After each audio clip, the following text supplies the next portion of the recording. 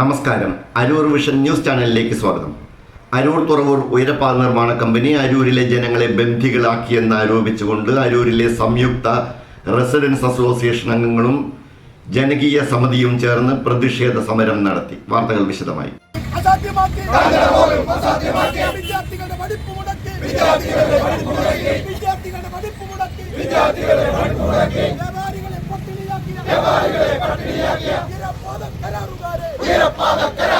അരൂർ തുറവൂർ ഉയരപ്പാത നിർമ്മാണ കമ്പനി അരൂരിലെ ജനങ്ങളെ ബന്ധികളാക്കിയതായി സംയുക്ത റെസിഡൻസ് അസോസിയേഷൻ അംഗങ്ങളും ജനകീയ സമിതിയും പ്രസ്താവിച്ചു. അരൂർ പഞ്ചായത്തിലെ ജനങ്ങളെ സഞ്ചരിക്കാൻ കഴിയാത്ത വിധം അശോക് ബിൽകോൺ കരാർ കമ്പനി ബന്ധികളാക്കിയെന്ന് റെസിഡൻസ് അസോസിയേഷനും ജനകീയ സമിതിയും കുറ്റപ്പെടുത്തി. അതുപോലെ തന്നെ ബഷീർ എന്ന് പറയുന്ന നമ്മുടെ ചന്ദ്ര സ്കൂളിൽ ഒരാൾ കൊല്ലപ്പെട്ടു. എത്ര കുടുംബങ്ങൾ അനാഥമാക്കി. 150ഓളം പേരാണ് ഗുരുതരമായ പരിക്ക് പറ്റി ഇന്നും ആശുപത്രിയിൽ കഴിയുന്നത്. അപ്പൊ അത്തരത്തിൽ ജനങ്ങളെ ആകെ ബുദ്ധിമുട്ടിക്കുന്നതാണ്. ഇവിടെ നമ്മൾ ഈ മുദ്രാവാക്യം ഉയർത്തിക്കൊണ്ട് ഇനി നടത്തുന്ന സമരം എന്ന് പറയുന്നത് ഈ ജനങ്ങളെ എല്ലാം കൂടി ഒരു വെള്ളം പറഞ്ഞാതെ പോലെയാണ്. ജനങ്ങളെ എല്ലാവരും പ്രകടിപ്പിച്ചുകൊണ്ട് ജാതി മത വർഗ വ്യത്യാസമില്ലാതെ, രാഷ്ട്രീയമില്ലാതെ, മതമില്ലാതെ, ജാതിയില്ലാതെ എല്ലാവരെയും പ്രകടിപ്പിച്ചുകൊണ്ട് ഇതൊരു ശക്തമായ സമരമായിട്ട് മാറ്റിക്കൊണ്ട് ഈ സമരം നമ്മൾ എല്ലാവരും കൂടി ഐക്യത്തോടു കൂടി കൂട്ടായ്മയോടു കൂടി ഈ ഇപ്പൊ ഇന്ന് നടന്ന സമരം വിജയിപ്പിച്ചതിന് വളരെയധികം സന്തോഷമുണ്ട്. വിദ്യാർത്ഥികളുടെ പഠിപ്പ് മുടക്കി,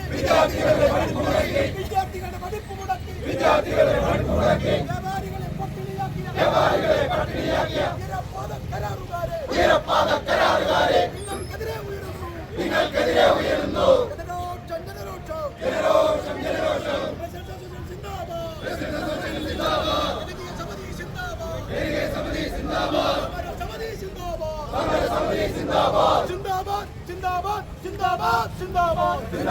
ഉയരപ്പാത നിർമ്മാണം മൂലം വിദ്യാർത്ഥികളുടെ പഠനം മുടങ്ങി.